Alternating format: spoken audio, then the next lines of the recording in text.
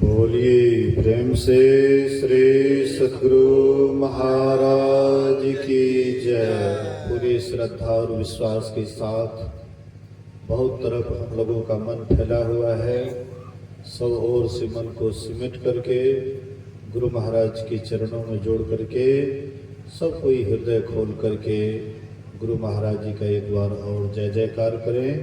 बोलिए श्री सद्गुरु महाराज की जय। ध्यान मूलम गुरुर्मूर्ति पूजा मूलम गुरुः पदम मंत्र मूलम गुरुर्वाक्यम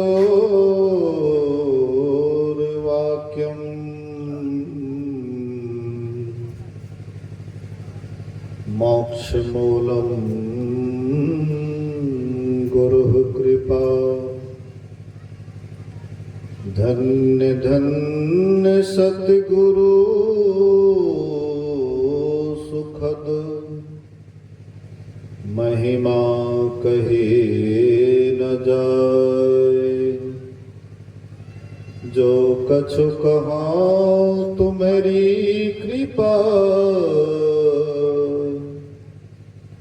मोते कछु न बसाए। सर्वत्र सर्वदा वर्तमान सद्गुरु महाराज जी के पावन चरणों में कोटि कोटि नमन। उपस्थित गुरुजन, धर्म प्रेमी सत्संगी बंधुओं, पूजनीय माताओं तथा भक्तिमती बहनों, एक दिवसीय संतमत सत्संग का आयोजन मुंडन के सुअवसर पर किया गया है, जिसका अभी हम लोग प्रातः सत्संग में बैठे हुए हैं। मैं कुछ बोलने से पहले आप लोगों को थोड़ी देर के लिए ध्यान करवाया, मतलब ख्याल करवाया। ये हम आपका ख्याल किधर है? हम आपका ख्याल प्रायः संसार में पसरा हुआ है। हम आप सोचते होंगे कि शायद हम दुखी इसलिए हैं कि हमारे पास संपत्ति की कमी है, इसीलिए हम दुखी हैं। हम ये भी सोचते होंगे कि शायद हमें नौकरी नहीं मिली है, इसीलिए हम दुखी हैं, या धन दौलत की कमी है, इसीलिए हम दुखी हैं। महापुरुष कहते हैं कि तुम्हारे दुख का कारण मन जो संसार में पसर गया है, यही मूल कारण है तुम्हारे दुख का। कबीर साहब कहते हैं, पसरा मना बटोर। तुम्हारा मन जो पसर गया है उसको बटोरो, इकट्ठा करो, जमा करो। और जब तक यह पसरा हुआ रहेगा, 84 का चक्कर भी लगा हुआ रहेगा। 84 के चक्कर से आप ऐसे नहीं बच सकते। सोचते हैं कि हम ऐसे ही संसार में हैं, काम धाम में दिन रात लगे हुए हैं, शरीर छूटेगा तो हमको परमात्मा मिल जाएंगे। ऐसे परमात्मा कभी नहीं मिलता है। परमात्मा को पाने के लिए आपका सब ओर से ख्याल मुड़ना चाहिए, उनकी तरफ लगना चाहिए। इसीलिए सत्संग की आवश्यकता है। सत्संग से क्या मिलता है? सत्संग ऐसे हम आप करते हैं तो सबसे पहले लाभ खोजते हैं। कोई भी काम करते हैं तो लाभ खोजते हैं। बिना लाभ का कोई काम करने में मन लगता है? बोलिए श्री सद्गुरु। यहाँ भी आप लोग कम संख्या में हैं या नहीं के बराबर हैं, इसलिए कि आपको लाभ नहीं बुझा रहा है। अगर लाभ बुझाता तो यहाँ पर जगह मिलता है। हाँ, लेकिन और कार्यक्रम होता है तो उसमें आपको लाभ बुझाता है ना। कोई नाट्य कला हो या और कोई कार्यक्रम होता है तो उसमें आपको लाभ बुझाता है। कहीं नाच होता है, कहीं ड्रामा होता है, हाँ, या कहीं ऑर्केस्ट्रा होता है तो उसमें आपको लाभ बुझाता है। लाभ क्या बुझाता है? इंद्रियों को सुख मिलता है। नाच, ड्रामा, ऑर्केस्ट्रा से इंद्रियों को सुख मिलता है। तो इंद्रियां तो विषय की तरफ जाती ही है, इसका स्वभाव ही है विषय की तरफ जाना।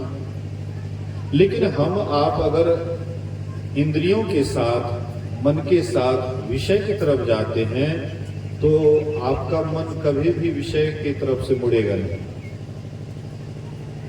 विषय 5 हैं, यही 5 में सब इसी का नाच रहे हैं। यही 5 के नाच में सब पूरा संसार नाच रहा है। इसलिए महापुरुष कहते हैं, गुरु महाराज कहते हैं, तन सुख मन सुख इंद्रिय सुख सब दुख। ये जो तन सुख है, मन सुख है, इंद्रियां सुख है, कहते सब दुख। जैसे आपको खुजली होती है, गीला हो जाता है, तो जब खुजलाते हैं तो बड़ा आनंद हो जाता है, बड़ा सुख लगता है। खुजलाते समय बहुत अच्छा लगता है। अब बाद में जब खुजलाहट का जलन होता है तब आपको बहुत कष्ट होता है, बड़ा दुख होता है। ऐसे ही संसार में जितनी भी इंद्रियों का सुख है, जिस समय में हम वह सुख की तरफ जाते हैं उस समय में बड़ा सुख बुझाता है, लेकिन बाद में परिणाम बड़ा दुख बुझाता है, कष्ट बुझाता है। इसलिए महापुरुष कहते हैं कि थोड़ा सा विचार करो, सोचो, विचारो थोड़ा सा कि हम कहां जा रहे हैं, किधर जा रहे हैं। आया कहां से ए मुसाफिर, जाना तुझे कहां है, इतना तो विचार लो, बस हो गया भजन। मन के तरंग को मार लो, बस हो गया भजन। आदत बुरी सुधार लो, आदत बुरी सुधार लो, बस हो गया भजन। मन के तरंग को मार लो, बस हो गया भजन। हम आपका मन संसार की तरफ दौड़ता है, इसीलिए संसार का कोई विशेष प्रोग्राम होता है तो उसमें लोगों की भीड़ हो जाती है। आज घर घर में स्क्रीन टच मोबाइल है, और ये स्क्रीन टच मोबाइल से हम क्या देखते हैं, जो लुभावना चीज है, जो इंद्रियों को सुख लगता है, उसी को हम बराबर देखते हैं। महापुरुष कहते हैं कि थोड़ा सा विचार करो। सभी इंद्रियों के भोग गुरु कहते हैं रोग, करा देते वियोग, भजो साध गुरु है। जितनी भी इंद्रियों का भोग है सब एक दिन रोग का रूप लेता है। आज न कल एक दिन रोग का रूप लेता है। फिर आपको जब दुख होता है, तकलीफ होती है, तो तब आप परेशान होते हैं। सत्संग में लाभ होता है, लेकिन ये लाभ दिखाई नहीं पड़ता है। नाच में लाभ होता है, वो भी दिखाई नहीं पड़ता, लेकिन इंद्रियों को जो महसूस होती है तो लगता है कि बड़ा सुख है, बड़ा आनंद है। दिखाई तो वह सुख भी नहीं पड़ता है, वह आनंद भी दिखाई नहीं पड़ता है, लेकिन ये जो नाच आदि है, ये सब इंद्रियों के द्वारा हम अनुभव करते हैं, इंद्रियों के द्वारा हमें सुख लगता है। लेकिन सत्संग जो है, सत्संग में लाभ होता है। इसके लिए जब आपका मन शांत होता है, मन स्थिर होता है, ध्यान से सुनते हैं, सब ओर से मन आपका सिमट जाता है, बड़ा सुख लगता है। सिमटाव में बहुत आनंद बुझाता है, बड़ा सुख लगता है। पसरा हुआ है तो दुख होता है। इसलिए कहते हैं इस सत्संग में लाभ बहुत है। कबीर साहब से किसी ने पूछा कि बाबा आप सत्संग करते हैं तो इस सत्संग से लाभ क्या होता है? कबीर साहब कहते हैं इस सत्संग में लाभ बहुत है। तुरंत मिलावे गुरु से, अर्थात ज्ञान से मिलाता है। आप कहिएगा कि हम कोनो अज्ञानी हैं, हम कम जानते हैं क्या? बाबा ऊपर बैठ गए, मंच पर बैठ गए तो बड़का ज्ञानी हो गए? हम नीचे बैठे हैं इसलिए अज्ञानी हो गए। कौन कहता है आप अज्ञानी? लेकिन हम जिनको ज्ञान कहते हैं वह महापुरुषों के लिए अज्ञान है। जो हम किताबी ज्ञान को ज्ञान कहते हैं, महापुरुषों के लिए वह अज्ञान है। ज्ञान वह है जब अपने की पहचान हो जाए, अपने आप को जान ले, जिस ज्ञान से उसी को ज्ञान कहते हैं। अब बाद बाकी शरीर और संसार को जानते हैं, यही अज्ञान है। शरीर तक ही आपका ज्ञान सीमित है। हम लोगों का ज्ञान कहां तक सीमित है? रोटी, कपड़ा और मकान, यहीं तक ज्ञान सीमित है। इसलिए आगे कहां जाता है? सोचते हैं कि कितना धन जमा कर ले, कितना बढ़िया घर बना ले, परिवार हमारा कैसे सुखी हो जाए, किस तरह से सुखी हो जाए। इतना ही तो सोच है। इतना ही सोच में आप सोचते हैं कि हम ज्ञानी हैं। इतना से ही अगर ज्ञानी होता तब तो चिड़िया सबसे पहले ज्ञानी हो जाती। एक चूचा पक्षी होता है और वह खजूर या नारियल वृक्ष पर वह अपना घोंसला लगाता है। नीचे से ही प्रवेश करने वाला होता है और कितनों भी आंधी तूफान आता है उसका घर बर्बाद नहीं होता है। और वे क्या करते हैं, तो जब आंधी तूफान आने वाला होता है तो वहां पर गीली मिट्टी या गोबर अपने घोंसला में ले जाकर के लगा देते हैं और वहां पर एक भगजगनी साट देते हैं। कितना हो आंधी तूफान आता है, आपके घर का लाइन गुम हो जाता है लेकिन उनके घर का लाइन गुम नहीं होता है। तो आपसे कम कलाकार हैं, आपसे कम ज्ञानी हैं, लेकिन इतना ही ज्ञान से कोई महान होता है क्या? आज तक कोई उदाहरण है कि रोटी, कपड़ा, मकान से ही कोई ज्ञानी हो गया है? महापुरुष कहते इससे आज तक कोई ज्ञान नहीं हुआ। ज्ञान हुआ है अपने अंदर चल करके, अपने शरीर के अंदर गया, अपने अंदर में प्रवेश किया, अपने आप को जाना कि हम कौन हैं। ईश्वर को जान बंदे, मालिक तेरा वही है। हे बंदे, परमात्मा को जानो जो तुम्हारा मालिक है। हम तो उसको जानते हैं जो क्षणभंगुर है, जो विनशने वाला है, जो सदा साथ नहीं रहेगा।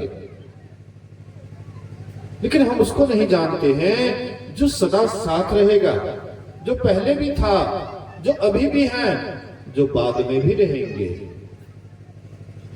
गेहूं पहले भी था, बीच में भी गेहूं रहता है और बाद में भी गेहूं रहता है। आप खेत में गेहूं का बीज बोते हैं, अंकुर हो जाता है, किसी का मवेशी जाता है, आप क्या कहते हैं?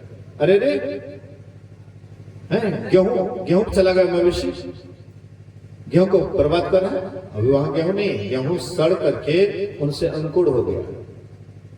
थोड़ा फसल बड़ा हो जाता है, किसी का मवेशी चला गया, फसल खा रहा है, कहते अरे रे देखते रहे गेहूं खा रहा है। वहां पर गेहूं थोड़े है, पौधा है, हरा भरा पौधा है। गेहूं तो अपना अस्तित्व समाप्त कर लिया, पानी मिट्टी में मिल करके अपना अस्तित्व खो दिया। और वे जब खोए उसके बाद एक हरा भरा वृक्ष पैदा हुआ। जब तक आप अपना अस्तित्व नहीं खोइएगा तब तक परमात्मा प्रकट नहीं होगा।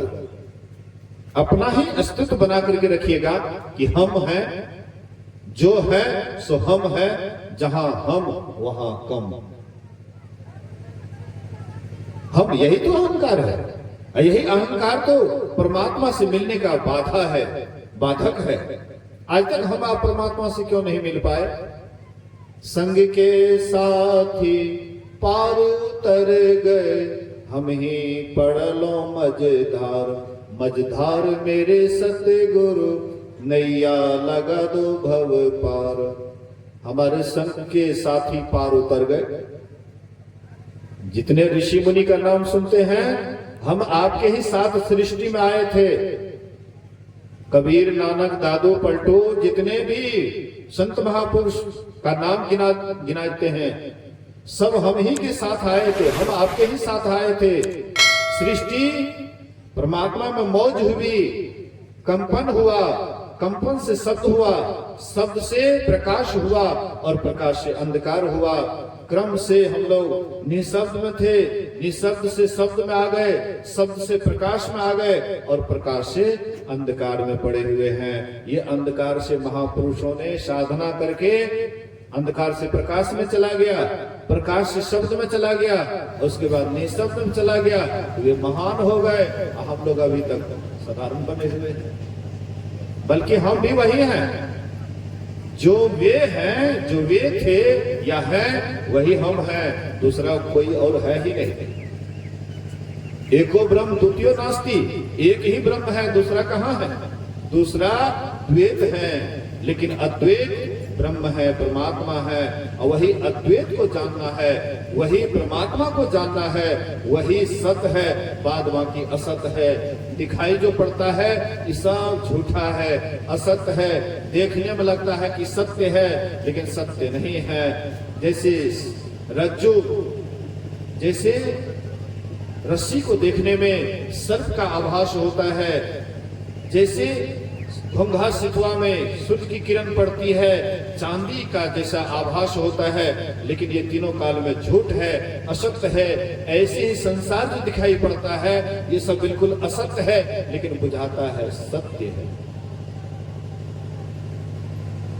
धुंधले समय में, शाम के समय में जब आप चलिएगा और रस्सी टेढ़ा मेढ़ा करके अगर रास्ते पर पड़ा हुआ है, आप डर जाते हैं, पीछे हट जाते हैं, अरे क्या है। एक बार मैं गंगापुर आश्रम में, उस समय में वहीं पर मैं रह रहा था, शाम के समय में चापाकल के पास गया। जैसे चापाकल चलाए तो लगा कि कोई सर्प फन जोड़ करके एकदम लगता है कि कहीं, डर गए, अंधकार था, डर गए, जाकर के गए बासा पर और वहां से टॉर्च लाए तो देखते हैं यहां पर तो कुछ नहीं है। फिर चापाकल चलाया तो काला पोलोथीन था, वहां चबूतरा पर काला पोलोथीन था। पानी जब जाता था तो ऊपर उड़ जाता था, काला पोलोथीन ऊपर उड़ जाता था, तो हमको लगा कि फन जोड़ करके मेरे तरफ ये कर रहा है। लेकिन ये डर कब तक रहा? जब तक उसको नहीं पहचाना, तब तक वह डर रहा, ये सर्प है। जैसे हम रोशनी दिए और चलाए, काला पोलोथीन उठा, हम बोले अरे ये तो बिल्कुल हम झूठे डरे हुए थे, बेकार का डरे हुए थे। ये संसार ऐसा ही है, देखने में लगता है सत्य, लेकिन ये सत्य है नहीं। देखने में लगता है कि ये मेरा बेटा है, ये मेरी बेटी है, ये मेरे पति हैं, ये मेरी पत्नी है, रिश्ते नाते सब तो सत्य ही है, लेकिन बुझाता है सत्य। अभी आप यहां से चले जाइए, क्या आपके लिए सत्य होगा? कौन आपके साथ जाएंगे? कोई जाएगा आपके साथ? खाली हाथ आया है, खाली हाथ जाएगा। चला चली का मेला है, यहां पर रहते हैं तो देखते हैं कि एकदम सब परिवार है, और शरीर छोड़ते हैं तो अकेले आपको जाना पड़ता है।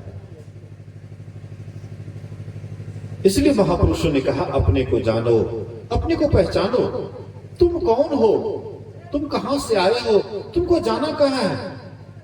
लेकिन इस पर हम तनिक भी विचार नहीं करते हैं। झूठे सुख को सुख है, मानत है मन मोर, जगत चबेना काल को, कुछ साँझ कुछ भोर।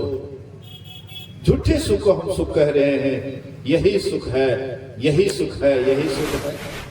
लेकिन असली सुख हमारे अंदर में है। हमारे कारण ही विषयों में सुख लगता है, हमारे कारण ही इंद्रियों में सुख लगता है, हमारे कारण ही संसार के कोई भी रूप रस गंध स्पर्श सब किसी भी विषय की तरफ जाते हैं, हमारे ही कारण। हम इस शरीर से निकल जाए, आंख कोई काम करेगा, कान कोई काम करेगा, मोबाइल दे दीजिए तो मुर्दा के पास देखेगा ना बढ़िया से है। अच्छा मान लीजिए मरा हुआ नहीं देखेगा, मुर्दा नहीं देखेगा, रात में सो जाता है, उसके बाद आपके आगे में रख दे मोबाइल, देखिएगा बढ़िया से, सुनिएगा गाना है। कहाँ चले गए? रात में आधा मुर्दा सब आदमी बनता है, रात में आधा मुर्दा, आधा मृत्यु। नींद क्या है? आधी मृत्यु है। मृत्यु क्या है?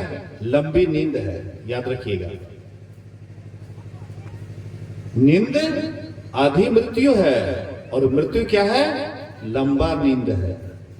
जैसे हम रात में सोते हैं तो थोड़ी देर के लिए सोते हैं, और मृत्यु में सोते हैं तो लंबा समय के लिए सो जाते हैं। अंतर इतना ही पड़ता है, लेकिन दोनों एक प्रकार का नींद ही है।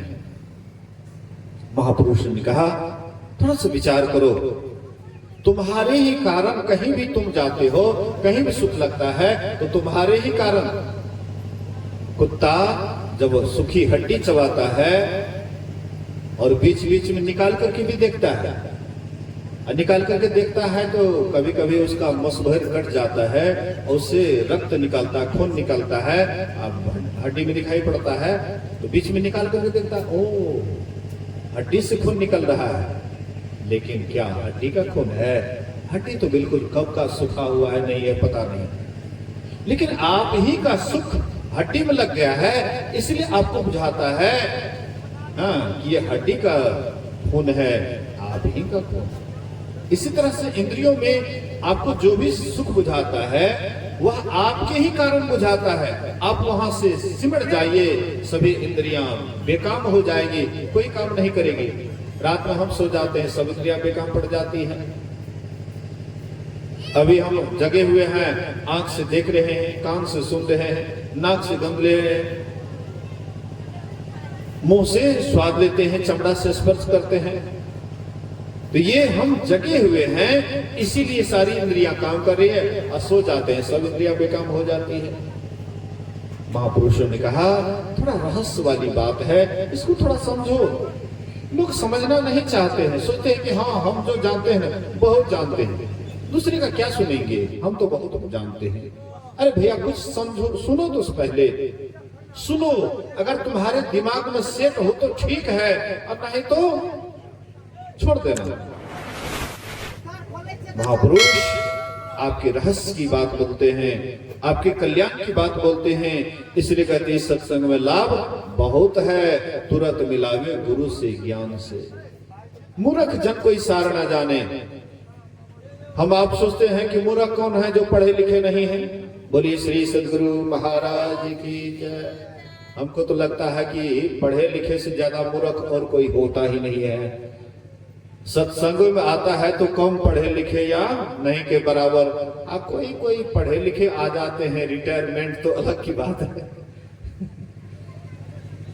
नहीं तो जल्दी नहीं आते हैं, कम आते हैं। पढ़े लिखे आते हैं, नाम मात्र आते हैं। जिन पर गुरु की कृपा हो जाती है, पढ़े लिखे वैसे ही कुछ आदमी आते हैं, नहीं तो कम पढ़े लिखे या अनपढ़ व्यक्ति ज्यादा सत्संग में आते हैं। और देखिएगा गलती भी कम पढ़े लिखे या नहीं के बराबर पढ़े लिखे हैं वो कम गलती करते हैं, और जो जितना पढ़े लिखे वो उतना गलती करते हैं। लेकिन उनके गलती करने का तरीका कुछ और है, इसलिए हमारे समझ में नहीं आता है, लेकिन वह बहुत ज्यादा गलती करता है। नौकरी करने वाले हैं, अगर 50,000 रुपया मिल रहा है, लाख रुपया मिल रहा है, फिर भी बगल से घुस नहीं लेगा, उसका पेट नहीं बढ़ेगा। आप हैं किसान हैं, थोड़े समय संतोष कर लेते हैं, जितना है चलो भाई यही खेती करके इसी से बच्चे का लालन पालन कर लेते हैं। वो जितना भी कुर्सी पर बैठा हुआ है नेता फेता, सब एक नंबर का घुसखोर है, लेकिन आपको पता नहीं लगता है, क्योंकि उसके लेने का तरीका कुछ और है, उसके झूठ बोलने का तरीका कुछ और है। आपके पास वह कला कहाँ है? घूस को संस्कृत में उत्कोच कहते हैं, जबरदस्ती जेब में कोच दीजिए। पहले देखा हुआ घूस था, अब चुपका हुआ घूस हो गया है। महापुरुष कहते थोड़ा सा विचार करो, कहां जा रहे हो, क्या कर रहे हो? तुम मूर्ख बन रहे हो। मूर्ख किसको कहते हैं? बोलिए श्री सद्गुरु महर्षि शाही स्वामी जी महाराज कहते थे कि मान लो तुम अपने देश की पढ़ाई की, विदेश में जाकर के विदेश की पढ़ाई की, वहां से आते हो, बोलते हो झूठ, लेते हो घूस, क्या यही ज्ञानियों का काम है? ज्ञानी कभी झूठ चोरी नशा हिंसा व्यभिचार करेंगे? ज्ञानी आदमी ऐसा करेंगे? अच्छा मान लीजिए आपको 56 प्रकार का व्यंजन भोजन बना करके आपके सामने में थाली परोस करके रख दे। बोलिए श्री सद्गुरु। ध्यान दीजिएगा, 56 प्रकार का व्यंजन, बहुत सुंदर व्यंजन थाली में परोस करके आपके सामने में धर दे, और आप जहर का प्याला, जहर का बोतल अपने से खोल करके और भोजन में मिला करके, और वही भोजन अगर आप करिएगा तो आपको लोग कहेंगे बढ़िया आदमी है, बड़े बुद्धियार हैं, बहुत समझदार हैं, कि अपने ही भोजन में अपने से विष मिलाता है, इसलिए बड़ा बढ़िया आदमी है। कहेंगे पागल है, पागल।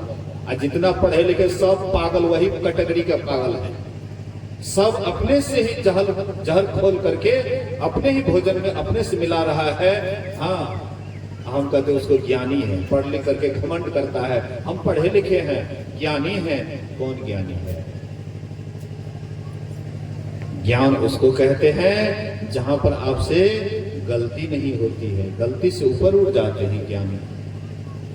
कबीर साहब वह स्कूल कॉलेज में नहीं गए थे जो आज हम उस कॉलेज में जाकर के वहां का नॉलेज लेकर के 1 नंबर का अहंकारी हो जाते हैं। उस कॉलेज में नहीं गए थे, लेकिन ये कॉलेज में कबीर साहब गए थे। जिस कॉलेज में हम लोग अभी बैठे हुए हैं, इस कॉलेज में कबीर साहब गए हुए थे। यही कॉलेज से कबीर साहब का नॉलेज हुआ था, इसलिए कबीर साहब इतने बड़े महान हो गए।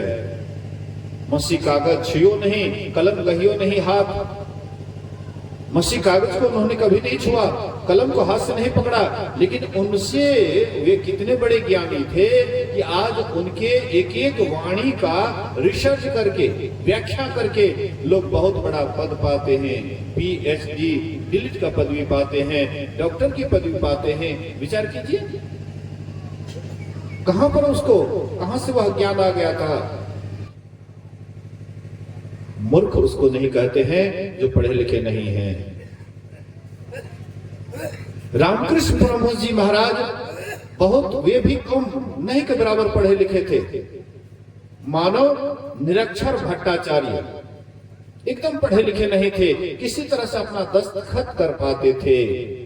पहले का नाम था गदाधर, वे किसी तरह से अपना गोदा धौर किसी तरह से दस्तखत कर पाते थे। जाति के ब्राह्मण थे, इसलिए दक्षिणेश्वर में काली मंदिर के पुजारी थे। उस समय पुजारी नहीं मिलता होगा शायद, इसलिए अनपढ़ व्यक्ति को वहां पर पुजारी के लिए, पूजा के लिए रख ले। और उसमें भी कैसे पुजारी भोग लगाते थे, पहले अपने ही खा लेते थे। भगवान को भोग चढ़ाए हैं तो पहले भगवान को न चढ़ाएंगे, अति करेंगे। और चढ़ा, लोग आते थे चढ़ाते थे, अपने शुरू कर देते थे, कहते थे कि कौन आदमी है को रख दिया पुजारी। भावावेश में रहते थे, पढ़े लिखे नहीं थे। लेकिन उस समय में स्वामी विवेकानंद, जिसका पहले का नाम था नरेंद्र, उस समय में नरेंद्र BA ग्रेजुएशन किए हुए इतनी टैलेंटेड विद्यार्थी, और वे आए रामकृष्ण परमहंस के पास जो बिल्कुल पढ़े लिखे नहीं थे। स्वामी विवेकानंद BA ग्रेजुएशन किए हुए इनके पास आए, वकालत के लिए पूरा कलकत्ता छान डाले, लेकिन नहीं मिला, कोई नौकरी नहीं मिली। परिवार में बहुत ज्यादा थे, पिताजी मर गए थे, इसलिए इनके ऊपर सिर पर बहुत बड़ा भार आ गया था परिवार का। अपने परिवार के लिए पूरा कलकत्ता छान डाले, लेकिन कहीं पर कोई कुछ नहीं मिली, कोई नौकरी नहीं मिला। अंत में किसी ने कहा कि एक संत है रामकृष्ण परमहंस, जाओ उनके पास। ये गए उनके पास और जाकर के प्रणाम करते हैं और कहते हैं कि मेरे परिवार में बड़ा दयनीय स्थिति है, एक एक दाना के लिए पूरे परिवार मोहताज है, इसलिए महाराज कोई उपाय बताइए। एक दिन की बात है, स्वामी विवेकानंद के घर में कुछ नहीं था, एक आलू का ही, एक ही आलू था। उसकी माँ तो ममता की सागर होती है, सोची कि आज हम बच्चे को क्या दे खाने के लिए। वही आलू को उसन लेती है, उसे में थोड़ा रस दे करके कटोरा में एक चम्मच रख देती है, और सब भाई बहन को कहते गोल मोल बैठ जाओ। सब गोलमोल बैठ गए और वही कटोरा में रसदार सब्जी रख देते हैं। स्वामी विवेकानंद के पास गया, एक चम्मच रस ले लिए, दूसरे भाई के पास तरफ कर दिए, वो भी एक चम्मच ले लिए, वह दूसरे बहन की तरफ कर दिए।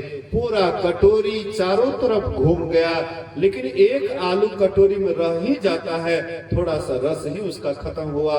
मां दया से द्रवित होकर के, और उनके अंदर एक ऐसा आता है, भाव आता है, और कहते हैं कि तुम लोगों को देख करके, तुम्हारे इसे संतोष को देख करके मेरा हृदय बड़ा द्रवित हो गया है, इसलिए मैं आशीर्वाद करती हूँ कि तुम लोग आगे चल करके जरूर महान बनोगे। मां का आशीर्वाद लग गया, और वही स्वामी विवेकानंद विदेश में जाकर के भारत के नाम को रोशन किया। उस समय भारत गुलाम था, भारत को लोग नीच निगाह से देखते थे, भारत का कोई आदर नहीं करते थे, भारत को सबसे गया गुजरा समझते थे। लेकिन उस समय में, गुलामी समय में, स्वामी विवेकानंद 1893 में शिकागो गए हुए थे। वहां पर विश्व सम्मेलन हुआ था, बड़े देश विदेश के लोग आए हुए थे, बड़े बड़े विद्वान आए हुए थे, और भारत का प्रतिनिधित्व करने के लिए स्वामी विवेकानंद वहां गए हुए थे।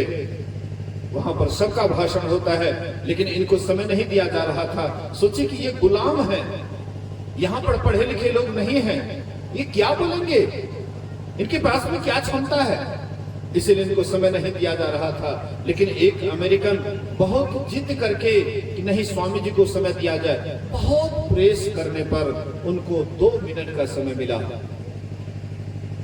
जैसे स्वामी जी के पास 2 मिनट का समय मिला,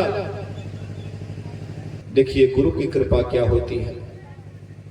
जिसको साहस नहीं हो रहा था माइक पर बोलने का कि हम क्या बोलेंगे, इतने बड़े सभा हैं, इतने बड़े बड़े विश्व के विद्वान हैं, इनके सामने हम क्या बोलेंगे। लेकिन गुरु की कृपा होती है, बिना गुरु की कृपा पाए नहीं जीवन उधारा है। गुरु की कृपा होती है। जैसे ही पहला वर्ड उन्होंने कहा, brothers and sisters of America, इतना जो सुने, ताली का कतार लगने लगा, ताली बजाने लगे, सबके सब 5 मिनट तक ताली बजता रहा।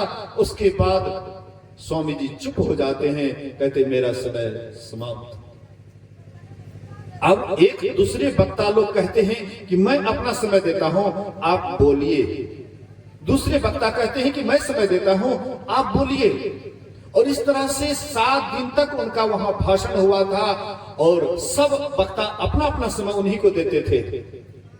लगातार भाषण हुआ था, और सबके सब विद्वान दांत तले उंगली चबाए, अर्थात सब कोई पछताए। सबके पैर के नीचे से धरती खिसक गई, सबको आश्चर्य का ठिकाना नहीं रहा। ये कहां का विद्वान है, ये कहां की विद्वता है। स्वामी जी से पूछा गया कि आप कब तक बोलिएगा। बोले कि जब तक ये सूर्य रहेंगे, जब तक ये चंद्रमा रहेंगे, जब तक ये पृथ्वी आकाश रहेंगे, तब तक मैं बोलता रहूंगा, बोलता रहूंगा, बोलता रहूंगा, और मेरा शब्द कभी घटने वाला नहीं है। बोलिए श्री सद्गुरु। वह शब्द कहां से आता है? अंदर से शब्द आता है, और वह साधना के उच्च दशा को प्राप्त करने पर वह शब्द आता है। त्रिकुटी महल में विद्या सारा, घनहर बाजे बजे नगारा, वह आवाज अंदर से आता है, भीतर से आता है, साधना में उच्च गति की प्राप्त करने पर आता है। स्वामी जी का भाषण हुआ, सबके सब काफी प्रभावित हुए। एक महिला तो इतना प्रभावित हो गई कि स्वामी जी से सोचे कि स्वामी जी से हमारा संगम हो, स्वामी जी का साथ हो। स्वामी जी ने कहा कि ऐसा क्यों करती है? बोले कि तुम्हारे जैसे मैं पुत्र चाहती हूं, तुम्हारे जैसे संतान चाहती हूं। संसार को तुम्हारे जैसे संतान की आवश्यकता है, इसलिए मैं भी चाहती हूं कि तुम्हारे जैसे ओजस्वी, तेजस्वी, वर्चस्वी संतान हो। बोले कि हो न हो, तुम्हारे और हमारे संजोग से पुत्र नहीं पुत्री हो जाए, और कोई ठिकाना नहीं है कि हमारे ही जैसे पुत्र हो जाए। इसलिए मैं तुम्हारा आज दिन से पुत्र हुआ, तो मेरी मां हुई, उनके आंख से अश्रु की धारा बहने लग जाता है। पुत्र स्नेह का उनके अंदर से आंख से अश्रु की धारा बहने लग जाता है। कहने का आशय मतलब है, महापुरुष कहते हैं अपने आप को जानो। जो अपने आप को जान जाता है उसका सारा संदेह खत्म हो जाता है। पढ़ लिख करके कोई विद्वान हो सकता है लेकिन आत्मज्ञानी कभी नहीं हो सकता है। और विद्वान जानबूझ करके गलती करते हैं। अनपढ़ तो नहीं जानते हैं कि शराब पीने से क्या हानि होती है, सिगरेट पीने से क्या स्वास्थ्य में हानि होती है, लेकिन पढ़े लिखे हैं, पढ़ भी लेते हैं कि सिगरेट स्वास्थ्य के लिए हानिकारक है, लेकिन वही मारते हैं। कौन मारते हैं? पढ़े लिखे बाबू साहब। बढ़िया शराब का बोतल कौन खरीदते हैं? पढ़े लिखे बाबू साहब। जान बूझ नर करई दिखाई, ताको नरक लिखा है भाई। जानबूझ करके गलती करिएगा कि हम पढ़े लिखे हैं, हम ज्ञानवान हैं, हम ऐसे हैं, हम वैसे हैं, आप फिर गलती क्यों करते हैं? इसका मतलब आप एक नंबर के अज्ञानी हैं। लेकिन आप दिखाने के लिए पासपोर्ट ले लिए हैं ज्ञानी का, बाहर बाहर आप सर्टिफिकेट ले लिए हैं ज्ञानी का कि हम ज्ञानी हैं। भैया अगर ज्ञानी है तो गलती काहे करते हो? मूर्ख जन कोई सार न जाने, सत्संग में अमृत बरसे। जो मूर्ख हैं, जो इस सत्संग के रहस्य को नहीं जानते हैं, कहते वह गवार सत्संग की विशेषता को नहीं जानने के कारण सत्संग में अमृत बरसे, सत्संग में अमृत की वर्षा होती है। अब कहिएगा कहाँ देखते हैं बाबा अमृत? अमृत तो दिखाई नहीं पड़ता है। बोलिए श्री सतगुरु। कहिएगा अमृत तो दिखाई नहीं पड़ता है। दिखाई पड़ने वाला अमृत असल अमृत नहीं होता है। बिना दिखाई देने वाला अमृत ही असली अमृत होता है। दिखाई पड़ने वाला अमृत समुद्र का मंथन किए थे, दिखाने वाला देवता लिए, देवता पिए, क्या हो गया? देवता अमर हो गया। अरे भाई विशेष शक्तिशाली हो गए, दानवों को पछाड़ने वाला हो गए, दानव को पछाड़ने वाला हो गए, लेकिन अमर हो गए देवता? नहीं, आयु अधिक हो गई, आयु अधिक हो गई इसलिए अमर नहीं हो गया। भगवान बुद्ध जब एक बार बीमार पड़े, उनको पेचिश का रोग हो गया था भगवान बुद्ध को।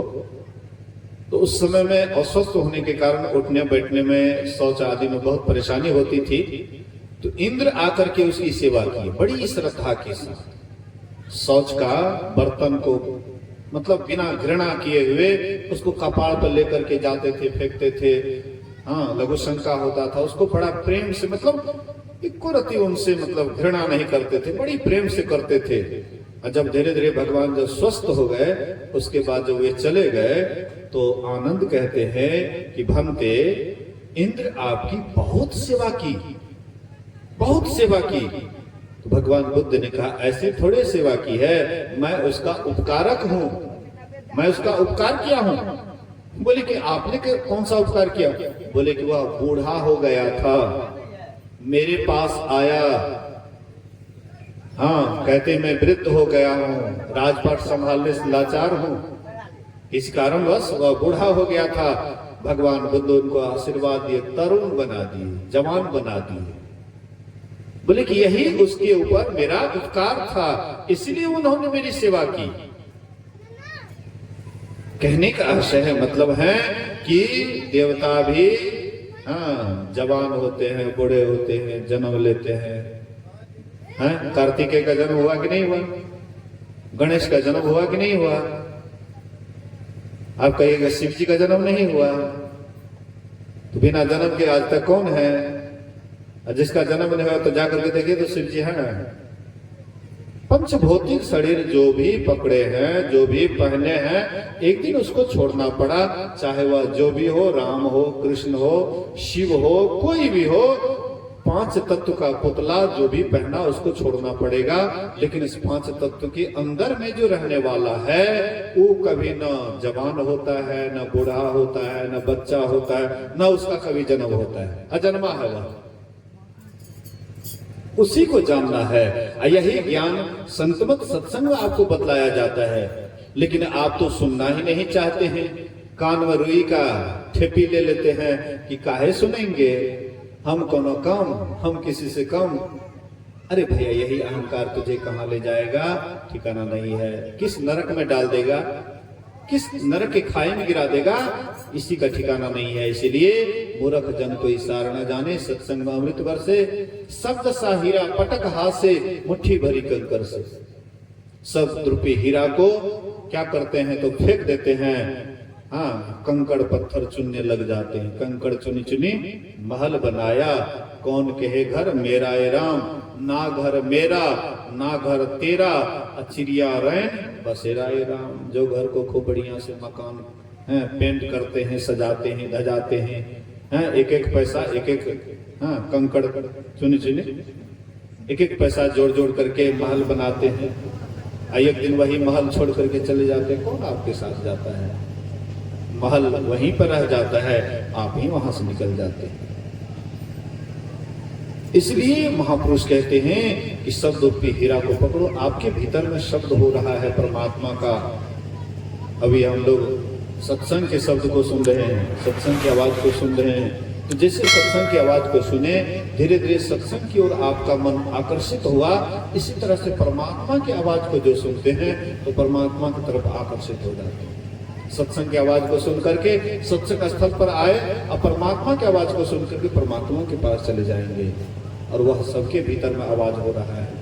जब से हम आप परमात्मा से अलग हुए, तब से परमात्मा हमें पुकार रहे हैं, अपनी तरफ बुला रहे हैं। जैसे कोई माता पिता का बच्चा खो जाए तो माता पिता हर हमेशा अपने बच्चे को बुलाते रहते हैं, मेरा बेटा कहाँ खो गया, मेरा बेटा कहाँ है, मेरा बेटा कहाँ है।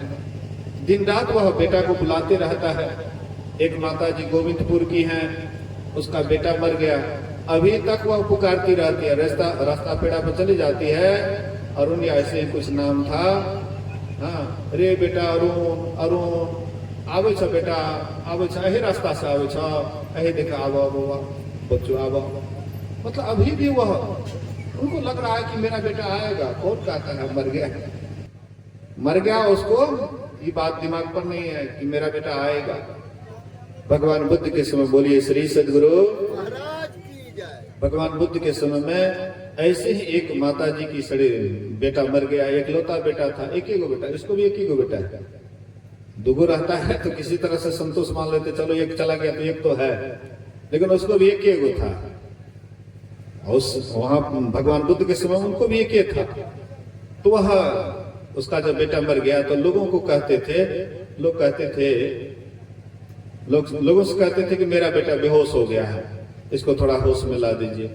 हाँ, मंत्र वगैरह पढ़ करके कुछ होश में ला दीजिए। तो बहुत के पास गए, बोले कि नहीं, हम नहीं कर सकते ये काम। तो धीरे धीरे लोग देखे कि नहीं मानती है, तो बोले कि अभी बुद्ध आया हुआ है काशी में, जाकर के बुद्ध से तुम भेंट करो, हो सकता है बुद्ध कोई ऐसा मंत्र जानते हो, तुम्हारे बेटे को होश में ला सकता है। तो गए बुद्ध के पास और कहते, भंते मेरा इकलौता पुत्र है, ये बेहोश हो गया है, इसको थोड़ा होश में ला दीजिए। तो बुद्ध भगवान ने कहा कि होश में जरूर ला सकता हूं, लेकिन एक काम तुमको करना पड़ेगा। बोले कि क्या करना पड़ेगा? बोले कि इसको होश में लाने के लिए, मंत्र पढ़ने के लिए हमको कुछ सरसों का दाना चाहिए। तो बड़ा खुश हुई कि सरसों का दाना तो किसी के घर से मिल ही जाएगा, लगता है मेरा बेटा चंगा हो जाएगा। जैसे चलने लगे, पैर बढ़ाए आगे, बोले कि सुनो, तुम उसी के घर से वह सरसों का दाना लेना जिसके घर से कोई मरा नहीं हो, कोई मरे नहीं हो, उन्हीं के घर से सरसों का दाना लेना। तो जाती थी काशी में और पूछते थे कि सरसों का दाना मिलेगा बहन? हाँ, क्यों नहीं मिलेगा, कितना चाहिए बोलो? 1 मुट्ठी 2 मुट्ठी? हाँ, 1 मुट्ठी दे दो। लेकिन सुनो, तुम्हारे यहाँ कोई मरा भी है? तो कैसा पगली है, अरे जितना है उससे कई गुना पहले मर गया है, दादा पुरखा जितना है कितना मर गया, तू कैसी पगली है, मरा नहीं है। किसी के यहाँ जाते सरसों का दाना तो मिल जाता था, लेकिन जैसे बोलते तुम्हारे यहाँ कोई मरी भी है, तुरंत उसको ठोक, कैसे पागल है, तू नहीं जानती है? जिंदा से विशेष तो मरा ही है। और उसको विश्वास हो गया कि मेरा भी पुत्र मर गया। गए अपने पुत्र को झाड़ी में फेंक दिए, गए भगवान बुद्ध के शरण में, उनको प्रणाम करते हैं। भगवान बुद्ध उनको उपदेश दिए। उपदेश को सुन करके उनके अंदर में श्रोतापत्ति फल की प्राप्ति हुई और वह साधना करके ध्यान करके अरहत्व को प्राप्त कर लिए, परमात्मा को पा लिए, जन्म मरण के चक्र से सदा के लिए छूट गए। महापुरुष कहते हैं यही एक उपाय है, शब्द सहीरा पटक हाथ से। सदरूपी हीरा को तुम हाथ से छोड़ दिए हो। तुम्हारे भीतर में जो परमात्मा का आवाज हो रहा है तुम उसको नहीं सुनना चाहते हो। तुम संसार के आवाज को सुनने में इतना मशगूल हो कि तुम्हारे भीतर में परमात्मा का भी आवाज हो रहा है, शायद उससे तुम बिल्कुल ही अनजान हो, जबकि सबके भीतर में हो रहा है आ रही धुन से सदा बुलाने के लिए, ये सदा से आवाज आ रही है, लेकिन हम उसको अनसुनी कर देते हैं। महापुरुष कहते हैं उसको सुनिए। सुनता है गुरु ज्ञानी, ज्ञानी सुनता है गुरु ज्ञानी, गगन में आवाज हो रही है झीनी झीनी, झीनी झीनी, झीनी झीनी। सुनता है गुरु ज्ञानी, ज्ञानी सुनता है गुरु ज्ञानी। कोई गुरु ज्ञानी होता है जो भीतर में आवाज होता है उसको सुनता है, जो उस आवाज को सुनता है तो वह उसी की तरफ जाता है जिनका आवाज सुनता है। आप कुत्ता को बुलाते हैं, अंधेरी रात है, कुत्ता को बुलाते हैं, मालिक की आवाज को सुनकर के कुत्ता समझ जाता है कि हमारा मालिक बुला रहा है, सीधे आपके पास चला आता है।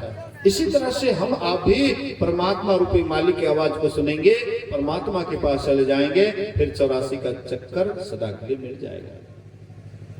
फिर 84 का कट गया फंद है और उसको हर घड़ी आनंद ही आनंद है। तो ये हर हमेशा आनंद में रहने वाले हैं जिनका 84 का चक्र कटता है, लेकिन कटेगा उसी का जो परमात्मा की आवाज को सुन करके परमात्मा के पास चले जाएंगे, तब वे महान हो जाएंगे।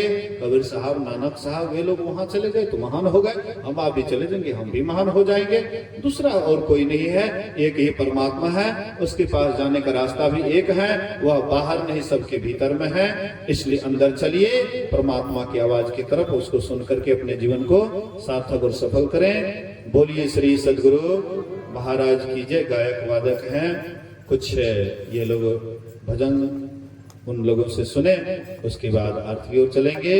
बोलिए श्री सद्गुरु महाराज की जय।